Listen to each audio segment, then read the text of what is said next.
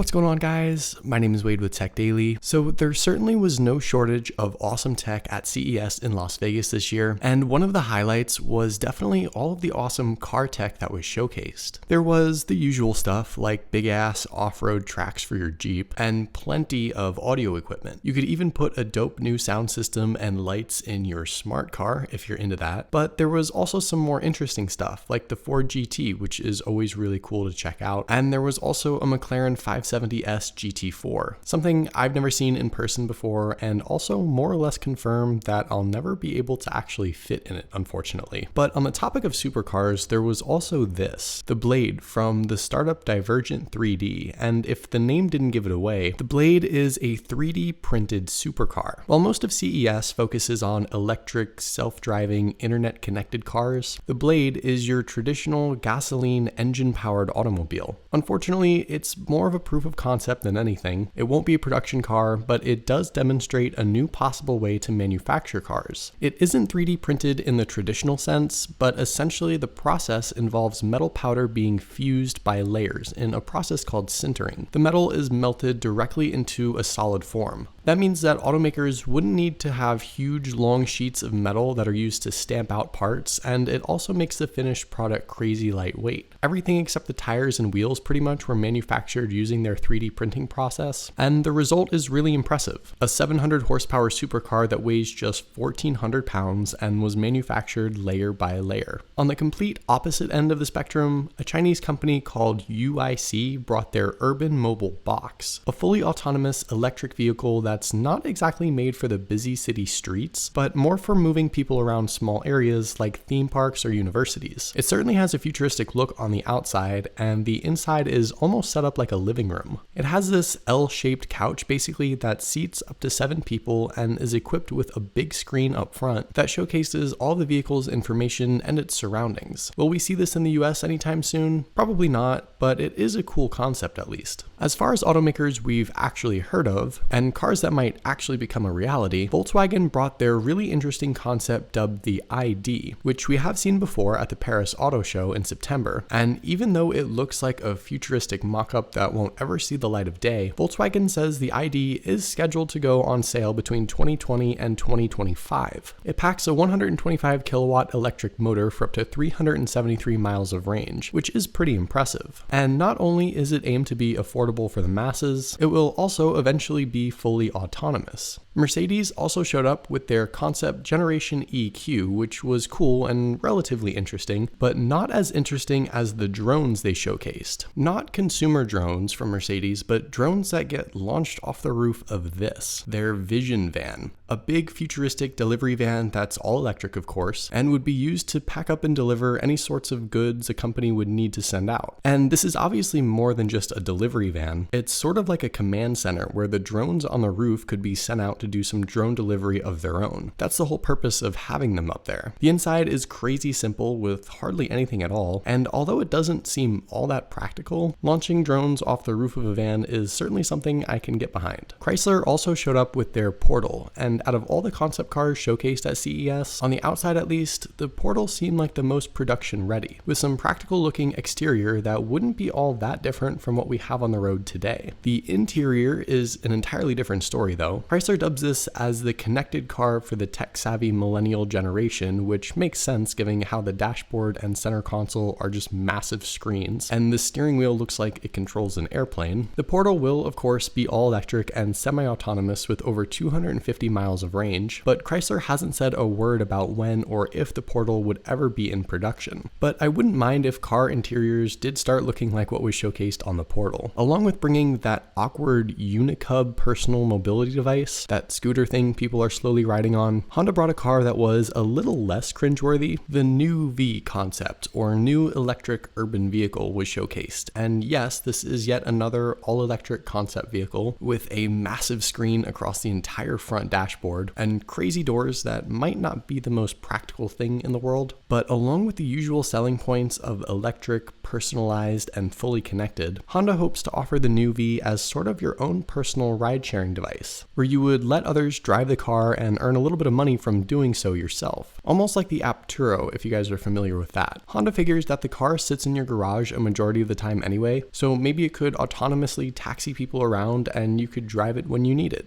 Why not, right? One of the biggest displays in the North Hall was Toyota's Concept I, which is Toyota's vision of driving in the year 2030. Rather than focus on autonomy, Toyota figures that, shocker, people will actually still want to drive their cars in the future, at least every once in a while. So the Concept I has a crazy focus on the driver and the driving experience. With that being said though, the idea Toyota presents is a little creepy, to be honest. Called Yui, Toyota presented a car with a full-fledged AI that you interact with and who interacts back with you. So Yui would literally talk to you while you're driving, giving you information and making sure you're doing all right if it senses that you're getting tired or frustrated or starting to rush around. It's a weird idea to have a relationship with your car essentially, but that was another really big theme at CES this year. Cars aren't just going to be connected to your phone or the internet or have Amazon Alexa integration, for example. They might eventually have their own custom AI that really starts to know and learn you. Probably one of the best looking cars at CES this year was from another Chinese company, LeEco, a video streaming company that made this very Tesla-esque all-electric concept car. Unfortunately, the company really talked about no specs or other information as far as range or speed or battery capabilities are concerned, which is disappointing. But because LeEco is an internet company, the idea behind the car is full interconnectivity with mobile devices and a constant feed of information. Again, as cool as this car seems from a distance, it probably won't ever be sent to production, and furthermore, certainly wouldn't make it to the US. But props to LeEco for showing up with a decent looking sporty sedan instead of an awkward cube like everyone else. Of course, the star of pretty much all of CES was Faraday Future, and I use the term star loosely because I think the attention Faraday Future garnered was more just everyone seeing if they could deliver really anything they've talked about the last few months given how rocky the company has been. And even with some embarrassing mishaps in their keynote, Faraday Future delivered a really promising looking car. The FF91 has a lot of really interesting features like self-parking, where you could essentially leave your car, go into a store for example, and the car would find a parking spot and park itself. Faraday Future also brought a working prototype to showcase its sheer speed. A 0 to 60 time of 2.39 seconds, which would make it the fastest 0 to 60 time of any car, electric or not. The range on this thing would also be pretty incredible, 378 miles potentially, but again, all of this is just Faraday talking. Nothing is certain yet, nothing is in production, but Faraday is taking some reservations and initial payments already if you want to be one of the first to drive the FF91 whenever it does finally get released. Marquez has an awesome video showcasing a lot more of the FF91 if you haven't seen that yet, so I'll leave an annotation up in the corner for you to check that out. But yeah, those were just some of the awesome cars that were showcased at CES this year. I know I probably missed a couple, but let me know what you guys think of these possible future vehicles. Also, be sure to follow Tech Daily on Twitter and subscribe to the Tech Daily YouTube channel if you haven't already,